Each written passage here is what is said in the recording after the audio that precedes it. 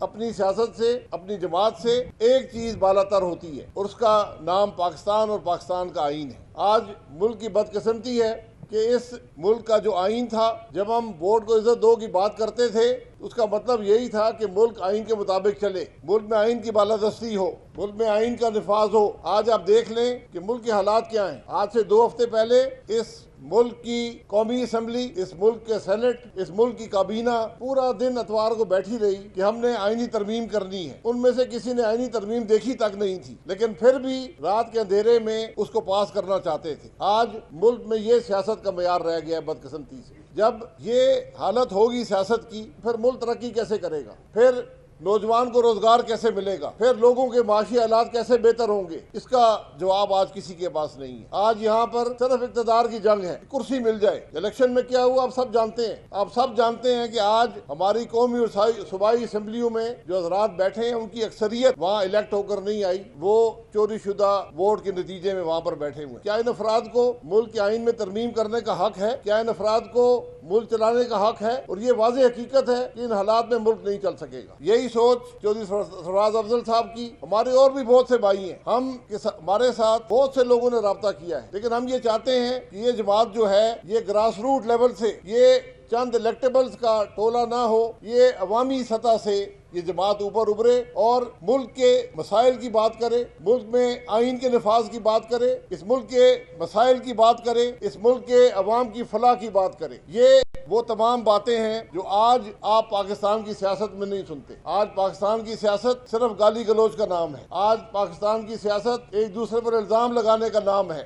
آج عوام کے بارے میں کوئی بات نہیں کرتا۔ آج عوام کے لیے کوئی قانون نہیں بنتا۔ آج عوام کے لیے کوئی پالیسی نہیں بنتی۔ آج صرف اپنے اقتدار کو مضبوط کرنے کے لیے، اپنا مفاد حاصل کرنے کے لیے، اپنے اقتدار کو طول دینے کے لیے قانون بھی بنائے جاتے ہیں، پالیسی بھی بنائی جاتی ہیں، آئینی ترامیم کرنے کی کوشش بھی کی جاتی ہے۔ ایسے حالات میں ملک کیسے ترقی کرے گا؟ آپ نے کبھی سنا ہے کہ کسی ملک میں پولیس جو ہے، پولیس جس کا کام عوام کو تحفظ دینا ہوتا ہے، وہ خود احتجاج کر رہی ہو، ملک کی مین شاہراہ پر بیٹھی ہو، پورے ضلع کی پولیس، ایک نہیں کئی ضلعوں کی پولیس، اور وہ صرف یہ بات کرے، اس کی کوئی وہ ڈیمانڈ کرے کہ ہمیں اس ملک میں تخریب کاروں کا جو ہم پر حملہ آور ہوتے ہیں، ہمیں یرغمال بناتے ہیں، ہمیں قتل کرتے ہیں، ان کا مقابلہ کرنے کی اجازت دی جائے۔ یہ 24 کروڑ کا ملک ہے۔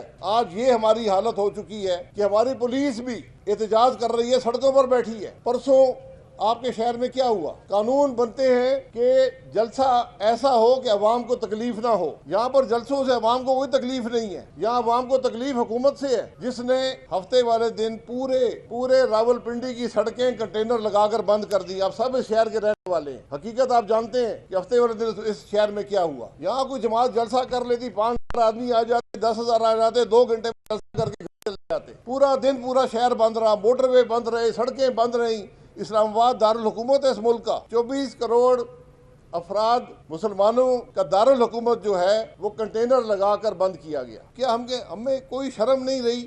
ہم کر کیا رہے ہیں؟ میں کل پشاور گیا تھا، 3 جگہ پر موٹر وے پر ریت کی دیواریں، آپ جا کر دیکھ سکتے ہیں، ریت کی دیواریں لگا کر موٹر وے بلاک کیا گیا۔ کیوں بلاک کیا گیا؟ کہ وہاں سے جو لوگ شامل ہونا چاہتے جلسے میں وہ نہ آ سکے۔ پی ٹی آئی نے جو کچھ کیا اس پورا پاکستان جانتا ہے۔ عمران خان نے 3 سال 8 مہینے میں اس ملک کے لیے 1 پیسے کا کام نہیں کیا۔ جو اخلاقی اقدار تھے ان کو تباہ کیا، جمہوری اقدار کو تباہ کیا۔ جمہوریت کا اصول ہے کہ احتجاج آئینی حق ہے، قانون کے دائرے کے اندر رہتے ہوئے احتجاج آئینی حق ہے۔ یہ کسی کو اختیار نہیں ہے کہ میرا راستہ روکے، سڑکیں بلاک کرے، موٹر وے پر ریت کی دیواریں کھڑی کرے اور مجھے جلسے میں نہ پہنچنے دے۔ یہ سیاست کے اصول ہیں، یہ جمہوریت کے اصول ہیں۔ یہی جمہوریت کا حسن ہوتا ہے کہ ہر آدمی بات کر سکے اخلاق کے اندر، دائرے کے اندر رہ کر۔ تو یہ ایسی سوچ کہاں سے آئی ہے؟ میں صرف یہ پتہ کرنا چاہتا ہوں۔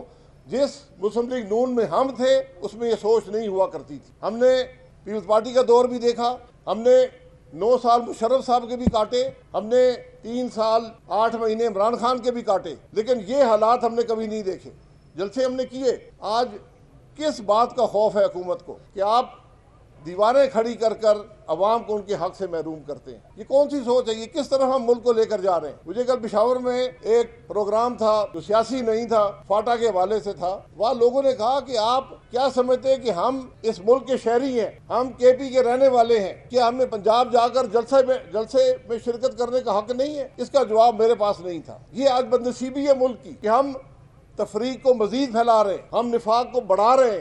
آج صوبے آپس میں لڑ پڑے تو کیا ہوگا؟ جو آج اس ملک کے حکمران ہیں، آپ ان کو دعوت ہے کہ جا کے ذرا دیکھیں کے پی کے اندر کے پی کے لوگ کیا سوچتے ہیں۔ کل اس پروگرام میں وہ لوگ موجود تھے جن کو میں 30 سال سے جانتا ہوں، جو فاٹا کے رہنے والے تھے، وہ صرف اور صرف پاکستان کی بات کرتے تھے۔ کل ان کے الفاظ بھی مایوسی کے تھے، لیکن آج وقت ہے اس ملک سے نفاق کو دور کرنے کا، آج وقت ہے ملک کو جوڑنے کا، اس کو صحیح راستے پر ڈالنے کا، حالات کو درست کرنے کا، معیشت کو درست کرنے کا۔ اس کا واحد طریقہ ہے ملک میں سیاسی انتشار ختم کریں۔ الیکشن میں جو ہوا پاکستان کا بچہ جانتا ہے۔ اب لوگوں نے بات کرنا ہی چھوڑ دی ہے۔ جب ملک کے عوام اپنے ساتھ ہوئی ناانصافی پر بات کرنا چھوڑ دیں، اس کا مطلب یہ ہوتا ہے کہ وہ مایوس ہو رہے ہیں ملک کے حالات سے۔ آج حکمرانوں کا کام ہے کہ ان معاملات کو درست کریں، ورنہ کل پشیمانی سے کوئی فائدہ نہیں ہوگا۔ جس طرح وقت گزرے گا یہ حالات مزید خراب ہوں گے، اور ہر بات میں پوائنٹ آف نو ریٹرن آتا ہے۔ یہ ذمہ داری ہے آج ملک کے حکمرانوں کی کہ رکیں، ایک قدم پیچھے لیں، ان حالات کو درست کریں، اس نفاق کو ختم کریں، آج ملک میں اتفاق پیدا کریں۔ یہ آج ملک کی ضرورت ہے۔ ان کرسیوں میں کچھ نہیں ہوتا۔ آج جن کرسیوں پر یہ صاحب اقتدار، صاحب اختیار بیٹھے ہیں، بہت سے لوگ ان پر پہلے بھی کرسی میں بیٹھے رہے، وہ آج کہاں پر ہیں؟ انہوں نے ملک کو کیا دیا؟ کہ عوام کو یاد رکھتے ہیں؟ آج ہماری بدنصیبی یہ ہے کہ ہم اپنی تاریخ اٹھا کر دیکھتے ہیں تو کوئی شخص نظر نہیں آتا جس کے بارے میں ہم یہ بات کر سکیں کہ اس نے ملک کے لیے کام کیا ہو، اس نے ملک کے حالات کو بہتر کیا ہو۔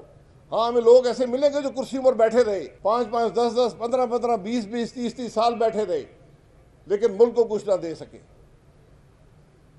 تو سیاست برائے سیاست، سیاست برائے کرسی، سیاست برائے اقتدار جو ہے یہ ہمیشہ ناکام رہی ہے۔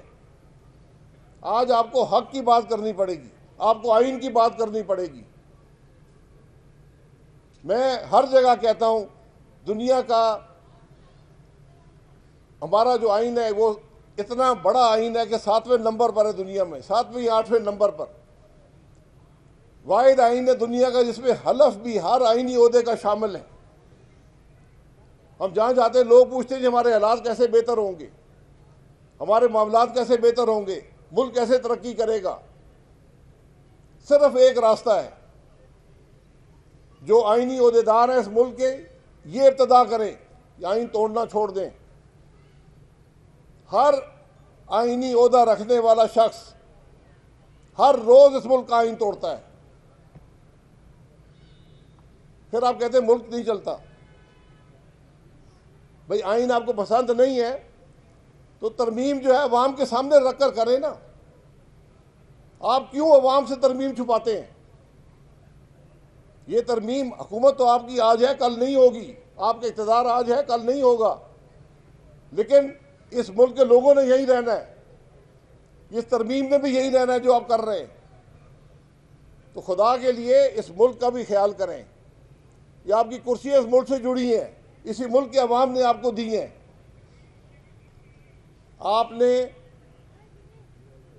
جو راستہ اپنایا ہے، آج کے صاحب اقتدار جو ہیں، صاحب اختیار ہیں، یہ ملک اس راستے کا متحمل نہیں ہو سکتا۔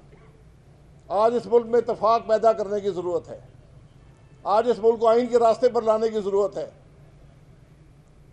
ترمیم شاید یہ حکومت کر لے رات کے اندھیرے میں، ایم این اے چوری کر کے، سینیٹر چوری کر کے ترمیم کر سکتی ہے، ماضی میں بھی ہوا ہے، ہمیشہ ملک کا نقصان ہوا ہے، ہمیشہ ملک کی تباہی ہوئی ہے۔ یہ معمولی باتیں نہیں ہیں، بات سمجھنے کی ہے۔ اس بات کی ضرورت ہے، اس ملک کو آئین کے راستے پر لائیں، اس ملک سے سیاسی انتشار دور کریں، وہیں سے معاشی ترقی بھی ہوگی، اور کوئی راستہ نہیں ہے معاشی ترقی کا۔ معیشت بھی آئین سے جڑی ہے۔